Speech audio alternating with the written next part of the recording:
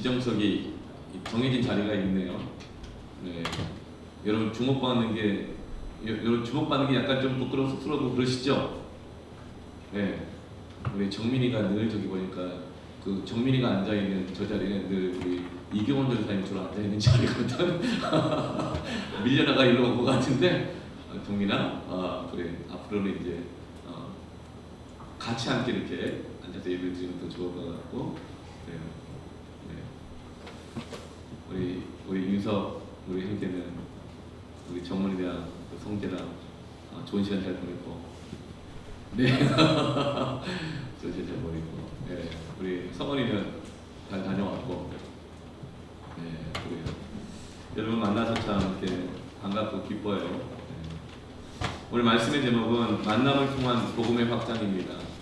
여러분 함께 만나면 복음이 확장되고 은혜가 더 커지지만 만나지 않으면 다 줄어들어요. 아무리 마음이 그래도 만나지 않으면 사랑도 줄고, 만나지 않으면 서로를 향한 신뢰도 줄어들고, 만나지 않으면 좋은 것이 다 줄어듭니다. 여러분 무엇보다도 하나님을 만나는 것이 여러분에게 축복입니다. 네. 여러분 하나님을 만나는 것이 여러분에게 정말 큰 축복입니다. 이 누가복음은요 한 사람을 위해서 기록된 성경입니다. 데오빌로라고 하는 사람인데요, 이 데오빌로는 그 이름의 뜻이 데오스 하나님, 필로스 사랑. 그러니까 이 데오빌로라는 사람은 하나님이 사랑하는 사람이다, 신이 사랑하는 사람이다, 이런 뜻입니다. 네, 이제 물어봐야 될 것 같아요. 네, 제가 이제 물어봐야지 집중해서 잘 듣지. 네. 자, 이 하나님이 사랑한다, 신이 사랑한다는 뜻인데요, 이 데오빌로는 원래 하나님을 믿지 않는 사람이었습니다. 그런데 그가 사람들로부터 데오빌로라고 부름을 받았어요. 왜냐하면 그는 로마의 귀족이었고 로마의 고위 공무원이었습니다. 그리고 굉장한 영향력을 가진 사람이었고요. 그래서 사람들이 말을 했어요. 당신은 신이 축복한 사람이다. 당신은 신이 특별히 사랑하나 보다. 그러니까 귀족으로 태어났지. 그러니까 이 로마의 세계적인 최강대국의 고위 공무원이 되었지. 신의 아들이다. 이렇게 얘기했던 거예요. 그런데 이 데오빌로가 하나님을 만나고 난 다음에는 그가 정말 축복받은 이유가 달라지는 것이죠. 그가 하나님을 만났기 때문에, 하나님이 그를 사랑하시기 때문에 그는 축복받은 사람이 되는 것입니다. 데오빌로는 자기 자신을 그렇게 자기에 대해 이해 정체성이 바뀌어요. 세상에서는 너 고위 공무원이네, 너 축복받았네, 너 귀족으로 태어났네, 축복받았네, 그렇게 이해했어요. 그런데 이제는 어때요? 하나님이 그를 사랑하시기 때문에, 하나님이 데오빌로를 만나 주셨기 때문에 데오빌로가 축복받은 사람인 것입니다. 여러분 축복받길 원하십니까? 하나님을 만나십시오. 하나님을 만난 사람이 축복의 사람이 되는 거예요. 그리고 하나님을 만나는 사람이 가장 큰 축복입니다. 그렇다면 그 다음에 축복은 뭐냐면 하나님의 사람을 만나는 것이 축복입니다. 하나님의 사람을 만나는 게 축복이라고요. 여러분 이 학년이 바뀔 때마다, 아니 중학교에서 고등학교를 갈 때, 대학을 갈 때, 혹은 군대를 갈 때, 취직을 할 때, 이직을 할 때, 심지어 결혼을 할 때, 여러분 좋은 친구 만나기를 원하시죠? 좋은 선생님 만나고 싶지 않아요? 그리고 이 직장을 들어갔는데 좀 여러분 직장의 상사나 사장님이 정말 좋은 분이었으면 좋겠죠? 그거 아마 기도할 거예요. 그리고 배우자를 만날 때에도 마찬가지예요. 네. 여러분 좋은 사람을 여러분의 이 배우자로 만나기를 원하죠? 우리 선생님들, 부모님들, 여러분의 자녀가 학교 갈 때 이번 담임 선생님 참 좋은 분이었으면 좋겠다, 그런 기도 제목 갖고 기도를 하잖아요. 그런데 그 만나는 사람이 하나님을 만나는 사람이면, 하나님을 믿는 사람이면 그 만남은 정말 축복입니다. 여러분 그게 정말 축복이라고 믿습니까? 그렇다면 만약에 여러분의 부모님이 하나님을 믿는 부모님이라면 여러분의 부모님의 이 세상에 어떤 조건을 가지고 있든지 여러분을 향한 하나님의 축복이 되는 것입니다. 그렇다면 우리가 하나님을 믿는 사람을 만나는 것이, 하나님의 사람을 만나는 것이 축복이라면 어디 가면 그 하나님의 사람을 만날 수 있을까요? 직장에 가서 있기를 기도하죠. 학교에 나의 지도 교수가 그런 분에게 기대하죠. 나의 믿음의 그 짝꿍 배우자가 될 사람이 그런 사람에게 기대하죠. 그렇다면 하나님의 사람을 만날 확률이 가장 높은 곳이 어딜까요? 그 모든 거 다 있지만 교회야말로 하나님의 사람을 만날 수 있는 가장 확률이 높은 거예요. 웬만하면 득템이에요. 웬만하면 하나님을 믿는 선생님을 만나기를 원해서 그렇게 기도하거든요. 교회에 오면요 100% 하나님을 믿는 선생님들이에요. 근데 안 보이는 선생님이 계시네. 네. 여러분 하나님을 믿는 이 배우자를 만나기를 원하잖아요. 제가 1부 예배, 2부 예배에 그렇게 설교했어요. 우리 청년부에 오시면 하나님을 믿는 100% 하나님을 믿는 이 청년들이 있다고. 아멘. 네. 뿐만 아니에요. 아론과 홀, 한나, 우리 나이 많은 어르신들이 있죠. 교회 여러 패밀리들마다 장년들 하나님을 만난 믿음의 선배들이 가득 있는, 그들은 다 이 하나님이 사랑하는 하나님을 만난 데오빌로들이에요. 직업은 다를 수 있어요. 세상에서 사는 위치는 다를 수 있어요. 그러나 우리 모두는 하나님을 만났기 때문에 축복의 사람들인 것입니다. 그게 우리의 정체성이에요. 로마서 8장 28절에 우리가 알거니와 하나님을 사랑하는 자, 하나님을 사랑하는 자, 곧 그의 뜻대로 부르심을 입은 자들이 모든 것이 합력하여 선을 이루느니라. 누구에게 모든 것이 합력하여 선을 이룬다고요? 하나님을 사랑하는 자예요. 하나님을 사랑하는 자가 있으면요 합력하여 선이 이루어집니다. 하나님의 이 복음이 확장되고 축복이 확장됩니다. 여러분 하나님을 믿는 사람을 만나기를 힘쓰십시오. 그러면 하나님의 복음이 확장되는 거예요. 축복이 확장되는 것입니다. 여러 가지 맞지 않는 조건들, 어려운 상황도 있음에도 불구하고 하나님을 사랑하는 사람들에게는요 이 모든 것이 합력하여 손을 이루는 것입니다. 여러분 인생이 정말 축복되기를 원합니다. 잘 되기를 원합니다. 그 비결은 뭐라? 첫 번째 하나님을 내가 만나는 것. 두 번째 뭐죠? 하나님을 만나면 내게 축복이 시작돼요. 그런데 하나님을 만나는 사람들이 함께 만나면 그 축복이 확장됩니다. 복이 커져요. 복음이 더 전해지는 거예요. 가정 안에, 교회 안에 뿐만 아니라 회사에서도 하나님을 만나는 사람들끼리 함께 만나는 거예요. 기도하는 거예요. 여러분 회사에서 요즘 하나님을 만나는 사람들끼리 같이 밥만 먹나요? 기도만 하나요? 기도도 하나요? 하나님께서요 믿음의 기업들을 막 일으키고 부흥시킬 때는요 회사마다 그렇게 신우회원들이 다 모였어요. 캠퍼스마다 여러분 대학생들마다 하나님을 믿는 사람들만 모여서 기도했어요. 새벽 기도 갔다 와서 아침 캠퍼스 기도 모임 시작하고 수업 들어가고 시험 기간 때마다 저녁마다 모여서 공부하고 또 기도하고 회사마다 공장마다 치유회가 있고 공단 선교회가 있고 왜 그런 줄 아세요?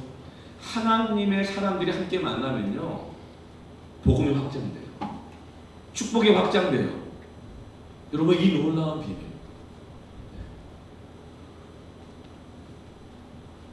제가 한번 청년 사역을 할 때 한 청년이 이 꿈이 뭐였냐면 자기는 선교사가 되는 거래요. 그래서 그러네 너무 귀한 꿈을 가지고 있다. 그래서 어떤 선교사가 되고 싶냐고 했더니 자기는 이 구로공단에 들어가가지고 그 공단 안에서 정말 어렵게 사는 청년들 그들의 복음을 전하고 선교하고 싶다는 거예요. 그래? 그럼 어떻게 할 건데? 했더니 그 구로공단 공장 안에다가 교회를 세우겠대요. 그래? 그 내가 물어봐요. 이 친구가 이 당시에 유행하는 그 공의와 정의와 평화를 사랑하는 그러면서 평등을 굉장히 강조하는 그런 이 기독교 운동권의 그 심취해가지고 그런 교회를 세우고 싶은 건지, 그런 목사가 되고 싶은, 그런 사역을 하고 싶은 건지, 진짜 공장에서 일하는 그 또래 청년들에게 복음을 전하고 싶은 건지 확인을 해보고 싶었어요. 만나서 한년 상담을 하고 그러는데 불분명히 제가 아니 그냥 단도직입 물어본 거죠. 야, 너 공단 선교를 하고 싶은 거니? 아니면 공단 교회를 세우고 싶은 거니? 그때 이 친구가 충격을 받았어요. 그리고 한참 고민하고 제가 기도해보라 그랬거든요. 그래서 자기가 하나님이 자기를 공단 선교를 부르셨고 했는데 교회에서 올 것만 생각하고 그 공단에 있는 청년들을 보지 못했다고 회개하더라고요. 그러면 그 친구가 대학을 졸업하고 나서 구로공단에 있는 연탄 난로 만드는 공장에 취직을 했어요. 3년 동안 연탄 난로 만들었어요. 거기서 복음을 전하고 신회를 조직하고 성경 공부 모임을 만들었어요. 그 연탄 난로 공장 기숙사에 들어갔어요. 자기 편하자고 기숙사에 들어간 것이 아니라 그래서 거기서 성경 공부 모임을 만들었어요. 3년 반 동안 그렇게 했어요. 그리고 나서 하나님께 정말 그를 선교사로 부르셔가지고 영국에 있는 올레이션스 이 미션 유니버시티인가 거기 하여튼 열방 선교 대학에 공부하러 갔어요. 그리고 거기에서 그가 선교사로서 훈련을 다 받고 거기도 공부하고 목사까지 받고 지금 어디 있는지 모르겠어요. 그러나 지금 그런 여전히 복음을 확장하고 있을 것이 분명합니다. 그 친구가 그렇게 하나님을 만난 거예요. 인격적으로, 그게 인격적으로 만난 거예요. 내 인격 속에서 하나님을 거절하고 있던 거예요. 내 인격 속에 내가 원하는 내 뜻대로 내 욕구대로 살아가고 있었는데 하나님 말씀 앞에서 그의 부르심 앞에서 내 인격이 깨져나가는 거예요. 그 내 인격이 하나님의 말씀 앞에 순종하는 거예요. 그러다 마치 향유칼이 깨뜨려졌을 때 그 안에 있었던 향유의 향기가 흘러나오는 거죠. 주님을 만난 사람의 축복의 향기가 그 사람을 통해서 흘러나가게 되는 거예요. 그러자 그 공단 안에 그렇게 깨어짐으로 나가니까, 그렇게 자기 인격을 깨뜨리고 주님 만나고 가니까 그 사람을 통해서 그 공단에서 성경 모임이 생기고 그 공단 안에서 예수 믿는 일이 일어나게 되죠. 복음이 확장되는 겁니다. 하나님의 축복이 확장되는 것입니다.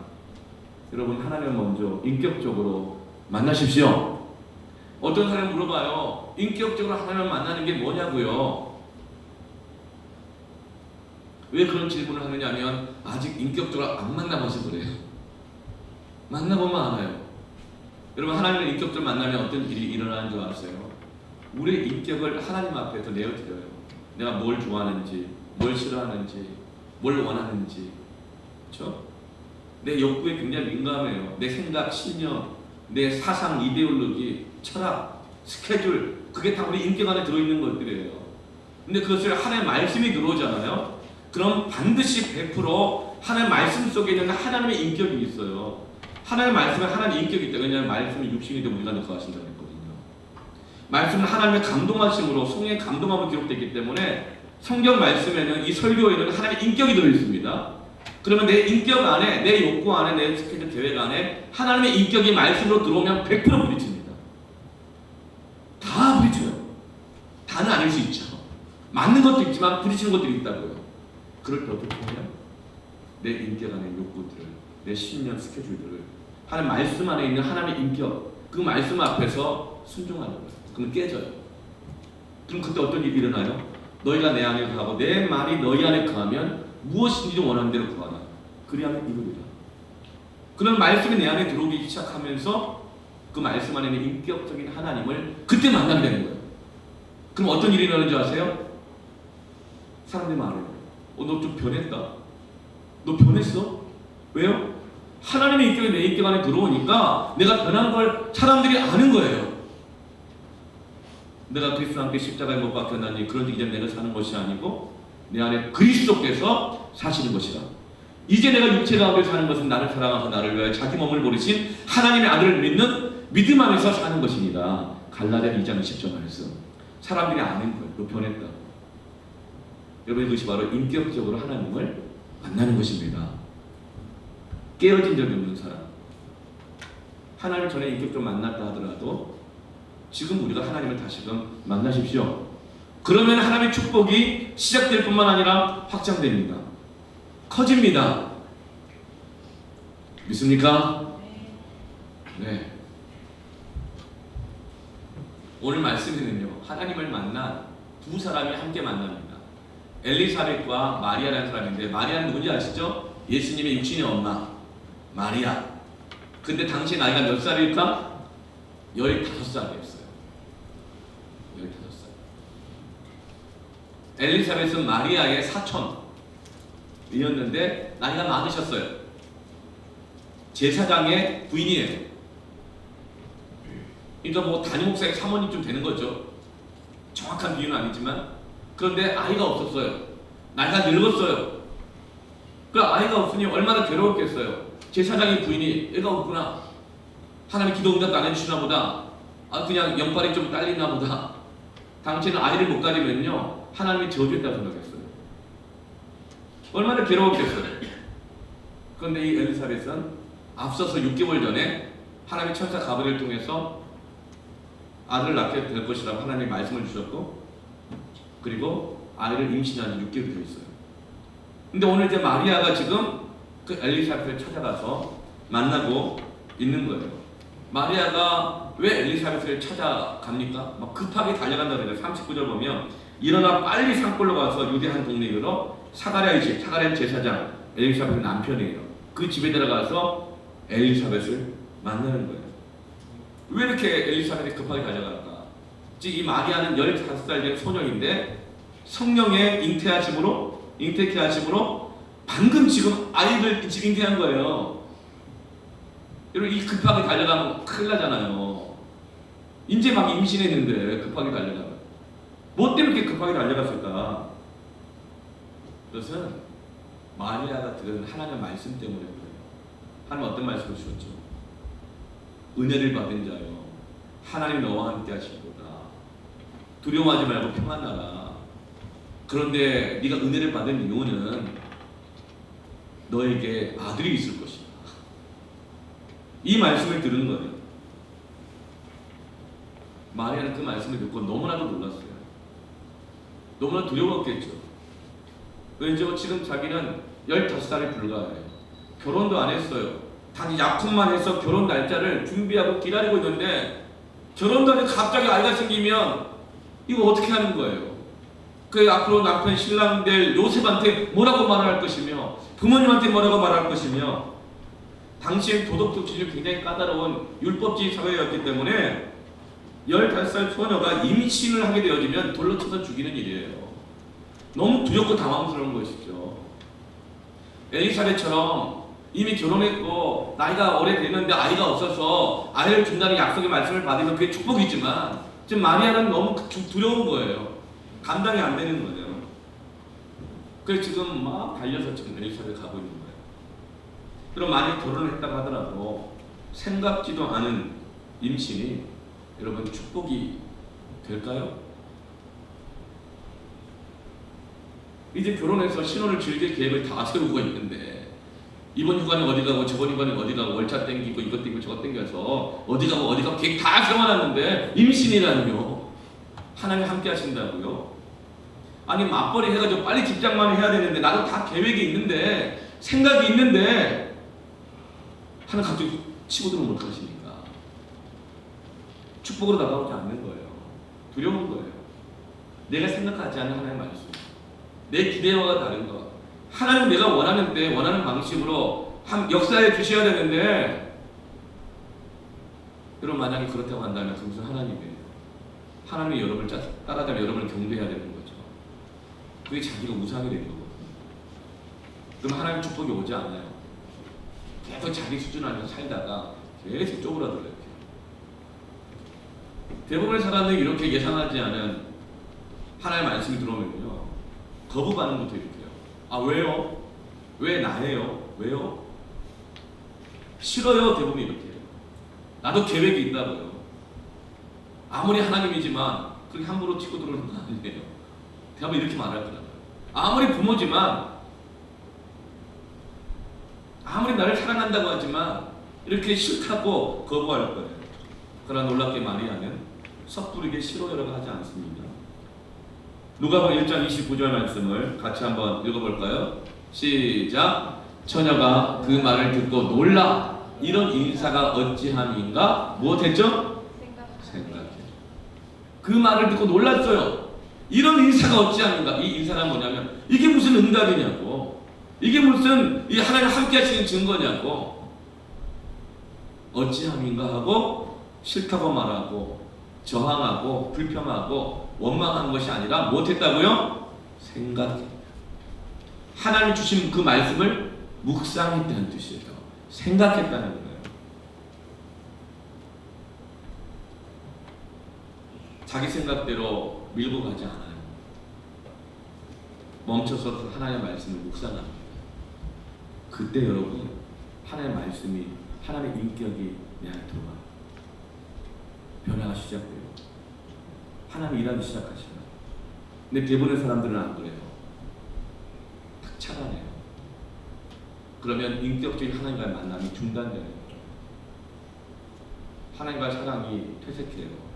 못 느껴요. 그 틈 사이에 마귀가 온갖 것을 가지고 다 들어가요. 그럼 하나님을 의심하게 돼요. 하나님 너무 불편한 존재가 돼요. 그러면 점점 내가 계속 소중해요. 하나님 주신 축복을 누릴 수가 없는 것입니다.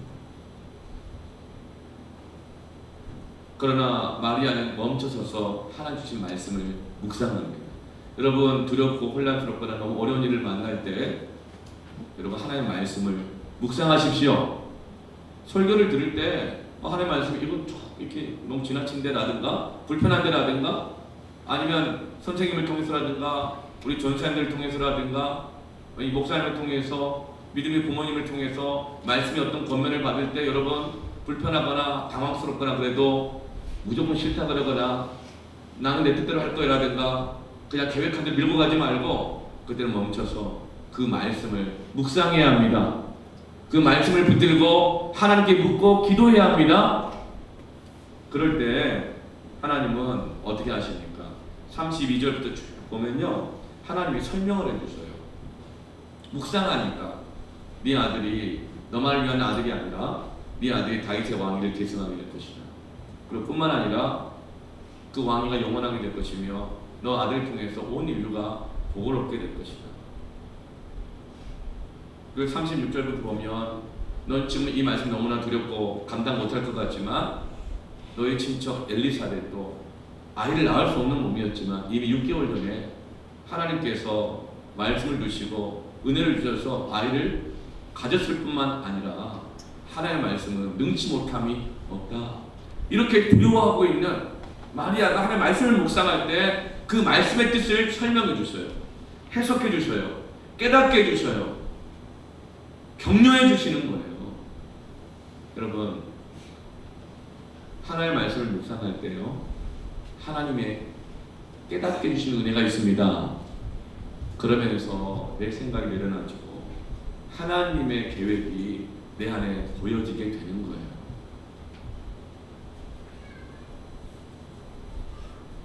그때 마리아가 어떻게 반응을 하니까 누가복음 1장 38절 말씀 보면 같이 한번 읽어볼까요? 시작. 마리아가 이르되 주의 여정이오니 말씀대로 내게 이루어지이다 하며 천사가 따라가냐. 어떻게 하나님이 설명해 주시니까 어떻게 해요? 주의 여정이오니 말씀대로 내게 이루어지이다. 이 말 아멘이라는 뜻이에요. 마리아는 여전히 두려웠어요. 다 이해가 된 건 아니에요.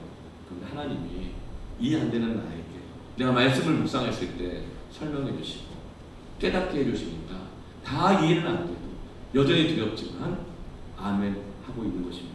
그런데 여러분 이것이 바로 믿음입니다. 이게 믿음이에요. 하나님의 말씀이니까 이해하고 믿음으로 선포하는 겁니다. 여러분 입술의 고백이 참으로 중요합니다. 우리가 난 다 믿어질 때까지 믿어져야 아멘 한다고. 아니요. 여러분 안에 있는 그 작은 믿음을 무시하지 마세요. 겨자씨만한 믿음이 있어도요 그 믿음의 고백을 하게 되면 그 순간 하나님께서 그 위축된 나의 마음을 일으켜 주셔요. 로마서 1장 17절 말씀에 복음에는 하나님의 의가 나타난대요. 이 의란 뭐냐면요, 자격 조건이 갖추어진다는 뜻이에요. 복음, 하나님의 말씀 안에 하나님의 모든 자격 조건을 갖추게 하시는 하나님의 의가 있다는 거예요. 원래 우리는 죄인이어서 구원받을 자격이 없거든요. 쓰임받을 자격도 없거든요. 은혜 받을 자격도 없거든요.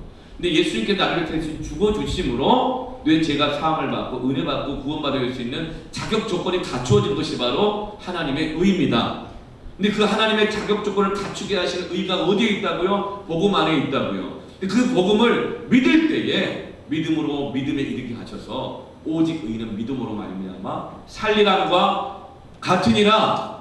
난 여전히 두려워요. 난 자격이 없기 때문에, 난 능력이 없기 때문에, 지혜도 부족하기 때문에, 환경도 안 되기 때문에, 이것도 없고 저것도 없기 때문에 나는 조건이 안 돼요. 그런데 복음을 내가 믿을 때에 그 안에 있는 하나님의 감추어진 자격 조건을 갖추신 그 의가 나타나셔서 그 믿음으로 우리가 살게 하십니다. 아멘. 사람이요, 자격 조건 안 된다고 생각하면 너무 불안해요. 여러분, 자소서 쓸 때, 입사 지원서 쓸 때 자격 조건이 내가 남보다 캐리어라든가 뭐가 부족하게 생각하잖아요. 무지하게 두렵거든요. 불안해요. 초조해요. 그래서 사람들은 그거 한번 한 줄 만들어 보려고 얼마나 많이 길을 쓰고 일을 쓰는지 몰라요. 여러분, 불안하고 두려울 때마다 열심히 공부해야죠. 자격 조건을 갖추기 위해서 열심히 노력하고 캐리어를 쌓아가야 됩니다. 그러나 여러분, 그것만은 해결되지 않아요. 하나님의 사람들은요, 그 불안한 마음을 가지고 하나님 앞에 나아가서 그 말씀을 묵상하고, 그리고 하나님 내게 주시는 그 인격적인 비전이 무엇인가? 내가 왜 이렇게 공부해야 되나? 내가 왜 직장 다녀야 되나? 내가 왜 이런 것도 골머리 싸매고 있어야 되나? 내가 왜 이렇게 열심히 일을 해야 되나? 나 일하다 살다 죽을 것인가? 나 그냥 평생 그냥 아파트 한 채 마련하고 인생 끝날 것인가? 내 인생의 목적이 자식한테 집 한 칸 마련해 주는 건가? 난 도대체 왜 이렇게 사는가? 그 혼란스러운 정리되지 않은 그 생각들, 내 안에 그 욕구들, 무엇을 채워도 끝이 없는 그 욕구들, 그 불안함을 끝없는 그 불안함들, 늘 벼랑 끝에 막 서 있는 것 같고, 막 누가 뒤에서 미는 것 같고. 여러분, 그때 여러분 하나님 앞에 나아가야 합니다. 그럼 하나님이요, 설명해 보죠. 그 고통 속에서, 두려움 속에서 하나님이 말씀해 주셔요. 네가 무엇을 왜 살아야 될지, 너에게 있는 진정한 기쁨이 뭐고 소망이 무엇인지 알게 해주셔요. 그때 대여별로가 되는 거예요. 뭐가 돼서가 아니라 하나님이 살아계시고 나를 사랑하시니까 나를 축복받는다. 거기서는 말할 수 없는 평강, 샬롬, 담대함, 지혜, 능력. 다니엘은 그렇게 하나님 앞에 뜻을 경하여 어려움이 있을 때마다 하나님께 나아갔을 때 하나님께서 모든 학자보다 뛰어난 지혜를 주시면서 하나님의 말씀을 깨닫게 하시고 세상 정치, 경제 모든 이것들을 통달하게 하시면서 왕국이 4번이나 바뀌어도, 왕조가 4번이나 바뀌어도 총리 역할을 감당하면서 믿음도 지키고, 그리고 이방 나라들까지도 하나님 앞에 돌아오게 하고 놀랍게 쓰임을 받는 것입니다. 여러분, 하나님을 인격적으로 만나십시오. 그리고 하나님의 사람들을 만나십시오.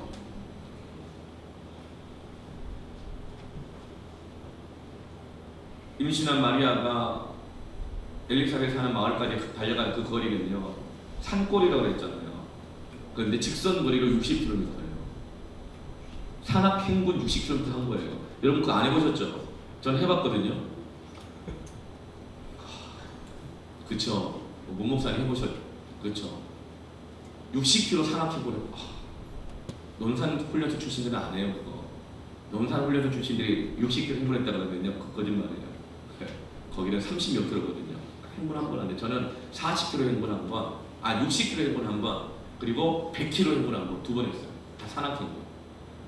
정말. 그런데 임신한 이 마리아가 얼마나 두렵고 아멘은 했는데, 하나님 말씀해 주시니까 아멘은 했는데 여전히 두렵고 떨리니까 60km 산길을 막 달려가는 거예요. 왜 달려갔겠어요? 엘리사벳에게 왜 달려갔겠어요? 단지 엘리사벳에게 도움 받으려고 했을까요? 아니에요, 여러분. 하나님이 천사를 통해서 마리아에게 말씀해 주신 내용 안에 뭐가 있어요? 그 말씀 안에. 너 두렵지? 아니다 생각하지? 감당 안 될 것 같지? 그러나 엘리사벳이 6개월 전에 아이를 가졌다. 말씀을 들은 거예요. 그 말씀을 근거로 해서 그렇다면 엘리사벳 찾아가야겠다. 말씀을 묵상할 때 말씀을 통해서 인도함을 받을 수 있습니다. 엘리사벳을 향해서 달려간 거예요. 엘리사벳이 믿음의 사람인 걸 아니까, 그 사람도 하나님의 말씀을 받았다고 하니까, 그 사람도 나와 같은 이런 이 고민, 나와 같은 이 일을 겪고 있으니까, 그럼 그 사람을 만나 함께 나누면서 내 안에 있는 믿음의 혼란들을 어떻게 풀어보고 싶다, 그 사람과 나누고 싶다, 그런 마음으로, 급한 마음으로 60km를 힘써 달려간 것입니다. 여러분, 혼란스러울 때 어떻게 해야 돼요? 믿음의 사람을 만나십시오. 혼란스러울 때 기도의 사람을 만나세요. 혼란스러울 때 성령의 사람을 만나셔야 합니다. 혼란스러울 때 세상적인 가치와 욕구로 가득 찬 사람을 만나지 말고 믿음의 사람, 하나님의 말씀에 순종하려고 하는 그 믿음의 사람들을 만나시길 바랍니다. 요즘 사람들 혼란스러울 때 누구를 만나려고 해요? 옛날에는요, 점쟁이를 찾아갔습니다. 연예인들, 정치인들 엄청 많이 다녔어요. 그뿐만 아니라 교회 다니는 사람들도 점쟁이를 찾아다니더라고요. 옛날에 스포츠 신문 같은 거 있었거든요. 거기 보면 점쟁이들 무당 집들 광고 엄청 많이 나와요. 근데 거기 뭐라고 써있는지 아세요? 교회 다니는 사람들 환영합니다. 교회 개척 땅바들입니다. 가니까 있겠죠. 귀신들이 교회 잘 되는 땅을 더 잘 본다는 거예요. 가니까. 기가 막힐 노릇이죠. 자녀를 결혼할 때 날 보고, 손오는 날 보고 사주팔자 따지고, 권사님들, 장로님들이, 심지어는 어떤 그 건축위원회 장로님이 교회 개척하려고 그러는데 불안하니까 무당 찾아가지고, 용하다는 무당 찾아가지고 어디에다가 교회 개척하면 좋겠냐, 장로님 물어보러 간 거예요. 목사님은 안 물어보러 간 거예요. 그분이 그 얘기 하더라고요. 그 무당이 직접 유튜브에서 인터뷰 얘기하더라고요. 오늘 장로님 찾아왔다고. 교회 개척하는데 저 도움 달라고. 기가 막히게 계시죠. 그리고 요즘은 사람들이 불안하고 혼란스러울 때 누굴 찾아가요? 인문학자들 찾아다닙니다. 인문학적으로 세상을 해석하는 사람들, 인문학적으로 그 사람의 인격을 해석하는 사람들, 인문학적으로 앞으로 직장생활을 어떻게 해야 되며, 인문학적으로 여행을 어떻게 해야 되며, 인문학적으로 어떻게 풍요로운 삶을 살아야 될지를 가르쳐주는 사람들. 인문학의 전성시대예요. 정치 전문가들, 내려나가는 유튜버들 다 찾아다녀요. 여러분, 우리가 불안한 혼란스러울 때는요, 결코 세상적인 크리스찬에게 찾아가서 물어보지 마시길 바랍니다. 모여가지고 예수 믿는다고 하면서도 모여가지고 말씀을 받은 게 없으니까, 묵상을 안 하니까 그냥 자기한 욕구만 계속 튀어나오는 거예요. 싫어요, 아니요, 왜요? 몰라요, 관심 없어요, 난 이거 하고 싶어요, 저거 하고 싶어요. 근데 하고 싶은 게 계속 바뀌어. 왜요? 말씀을 묵상하고 받지 않으니까 욕구대로 계속 나오는 거예요. 여러분, 그런 세상적인 크리스찬들을 이렇게 물어보는 건 아닙니다. 불안하고 두려울 때는 하나님의 사람을 만나시길 바랍니다. 그게 교회예요. 모여야 돼요.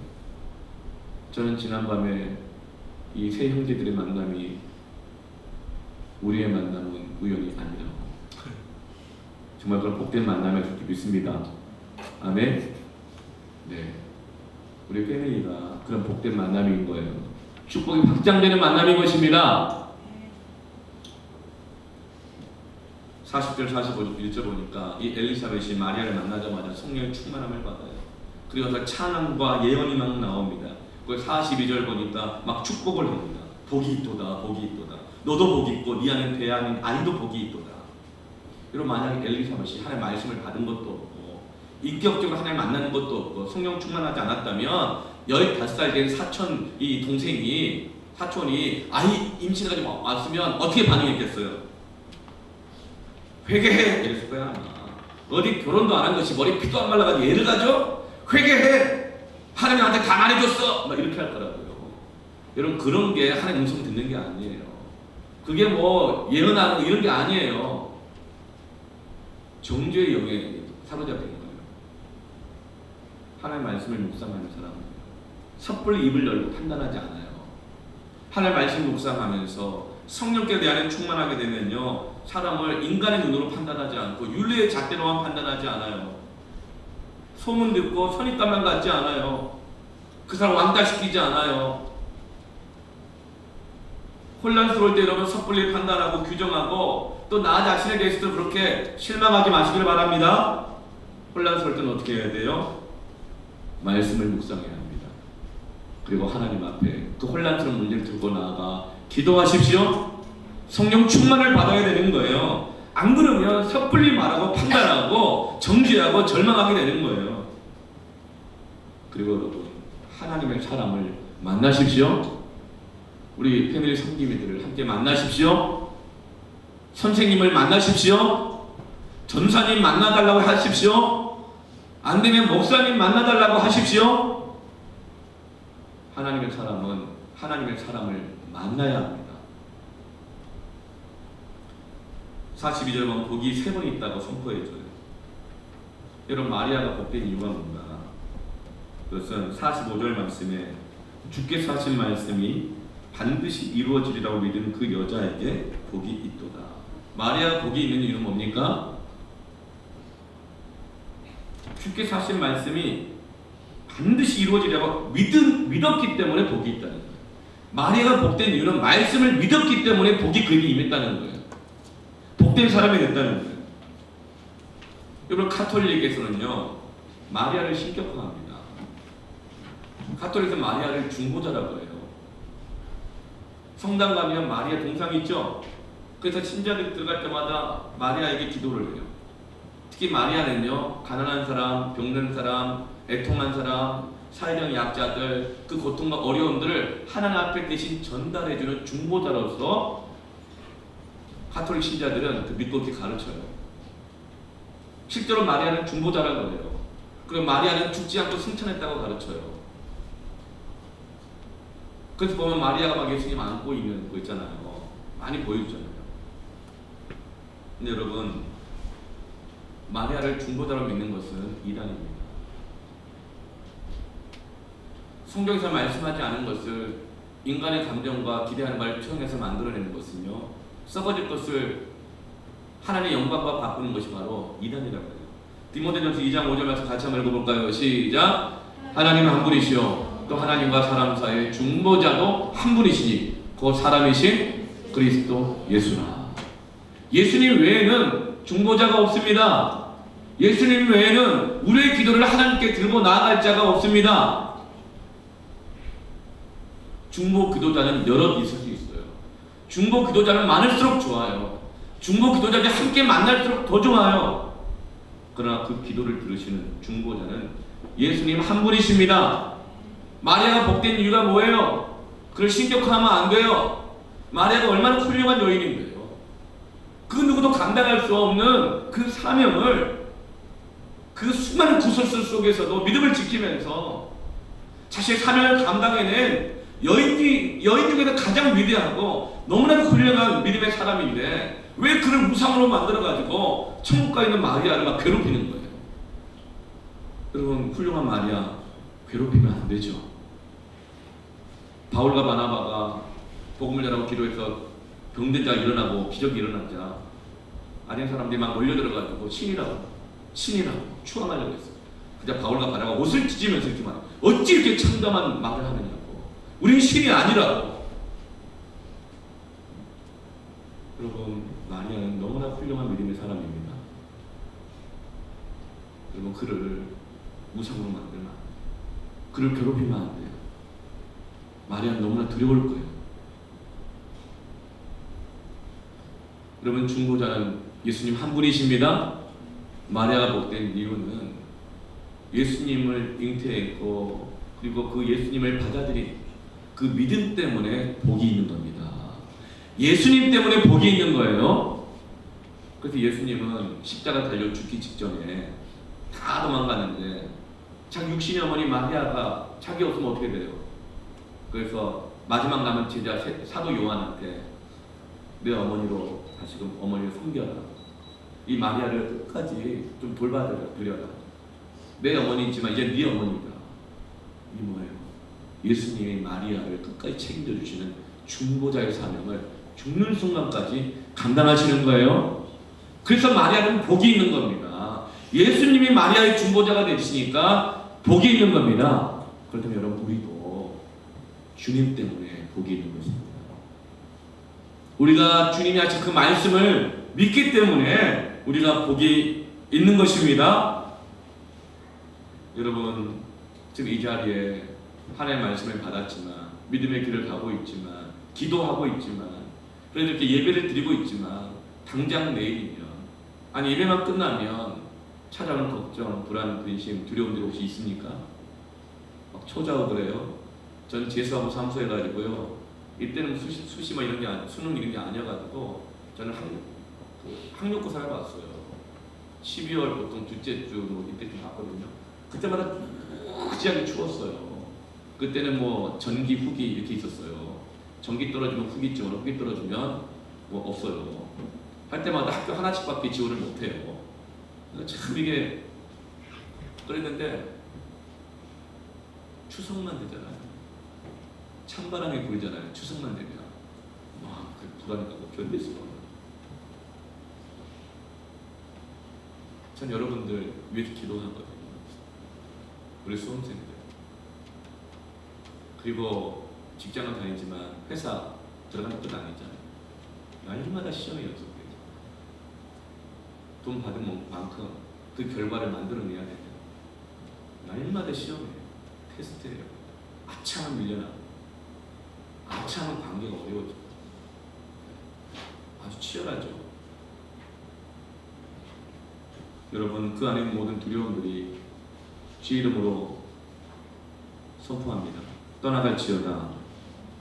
여러분은 하나님을 만난 사람들이기 때문에 복을 받은 사람들이고 반드시 합력하여 서로를 이루게 될 것입니다. 지금 비록 힘들고 어렵지만 미리 규정하고 판단하고 낙심하지 마세요. 하나님을 사랑하는 자에게는 모든 것이 합력하여 서로를 이룹니다. 나는 지금 감당할 수 없는 어려움인 것 같지만 너는 하나님의 말씀을 받았다면 하나님 너를 사랑하기 때문에 너는 복이 있도다. 여러분 하나님의 말씀 안에는 하나님의 의의가 있습니다. 믿음으로 사는 것입니다.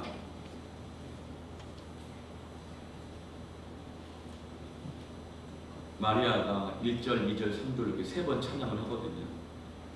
그 찬양의 내용은 비천한 자를 돌보시는 하나님, 그리고 약속을 기억하신 하나님을 찬양해요. 그리고 끝으로 축복을 확장해 준 하나님을 찬양합니다. 여러분 우리가 비천하다고 느낄 때 하나님 여러분을 돌보십니다. 돌보십니다. 정말 돌보십니다. 너무나 감사한 거. 지난 한 달 동안 우리 교회에 아픈 분들이 너무 많았어요. 애들 단체로 수족구 걸려가지고 엄마 아빠들 다 교회 못 나오고 난리였어요. 어떤 분은 어린 A형 간염, 뭐 그리고 얼굴 안면 마비, 그리고 뭐 그 췌장이 막 늘어져가지고 수술 직전 교통사고가 나는데 접촉사고로만 6건이 그냥 쫙쫙쫙쫙쫙쫙. 우리 김경민 부장님 할렐루야. 예, 금영석 때 못 올 줄 알았더니 왔더라고요. 보니까 저분이 교통사고의 마지막 주자였습니다. 예. 이후로 더 이상 일어나지 않을 지어다. 그래 너무나 놀라고 감사한 것은 6건의 교통사고가 한 달 안에 이렇게 쫙쫙 났지만 전부 다 다른 사람들이 잘못한 거였어요.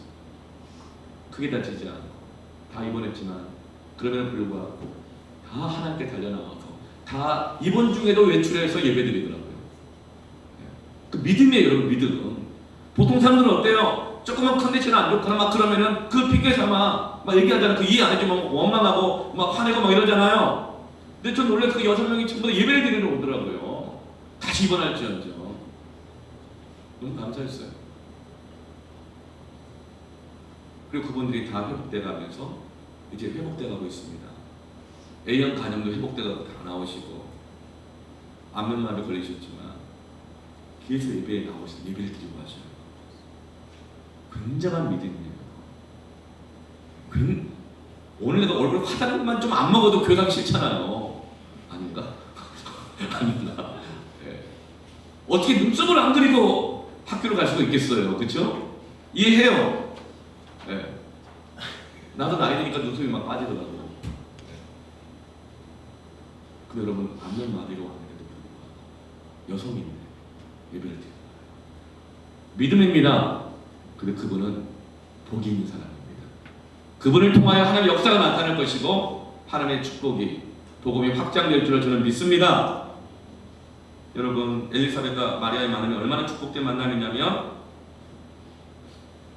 엘리사벳과 마리아도 함께 성령 충만받고 격려를 받고 축복을 받지만 엘리사벳의 축복과 격려를 통해 마리아가 두려움이 떠나고 하나님을 찬양하고 기뻐하게 될 뿐만 아니라 엘리사벳 안에 임신 6개월 된 그 태아가 세례 요한이 태중에서 마리아가 엘리사벳을 찾아오니까 마리아 태중에 있는 이제 막 착상되기 시작한 예수님을 만나는 것입니다.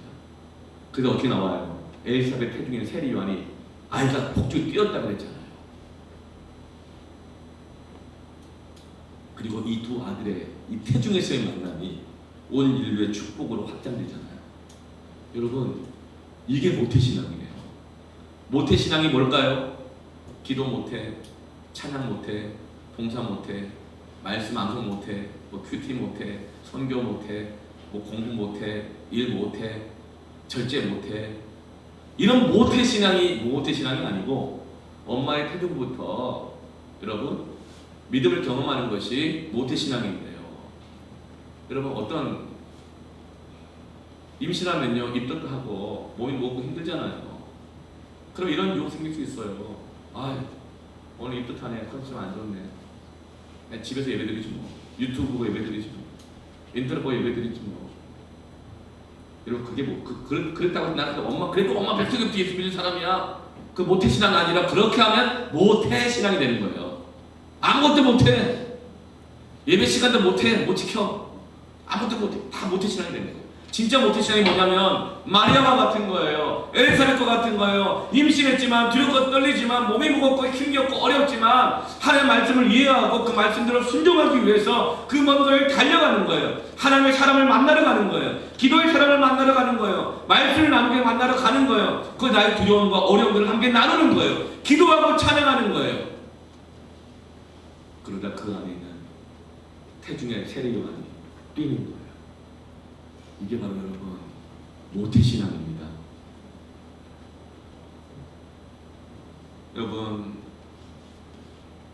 여러분은 뭐 임신한 사람이 없죠?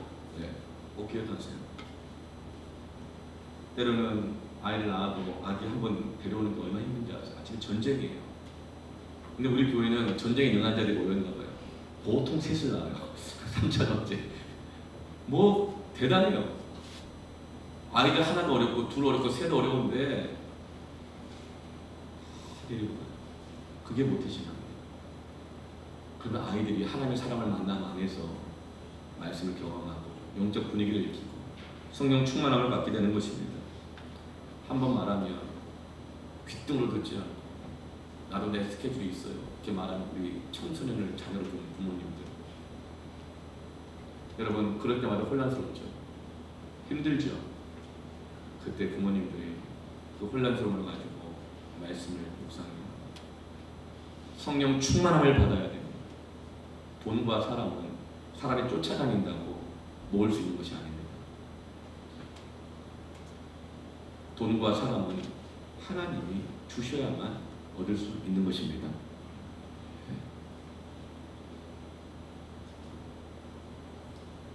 어떤 경우는 자녀 따라다닌다고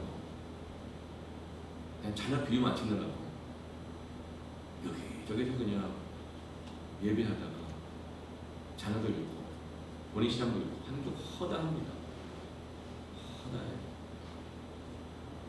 여러분 부모가 교사가 성령 충만을 받아야 됩니다.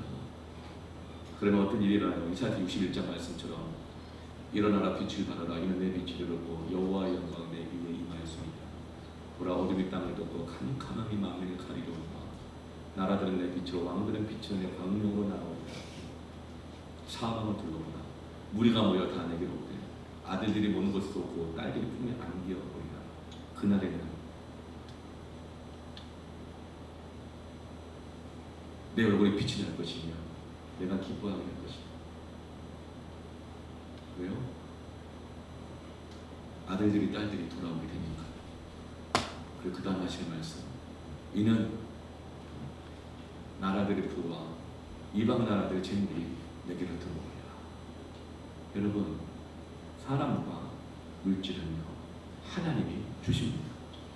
하나님이 우리를 돌보십니다. 아멘. 내가 자식 돌본다는 핑계로 내가 돈 번다는 핑계로 하나님을 떠나지 마십시오.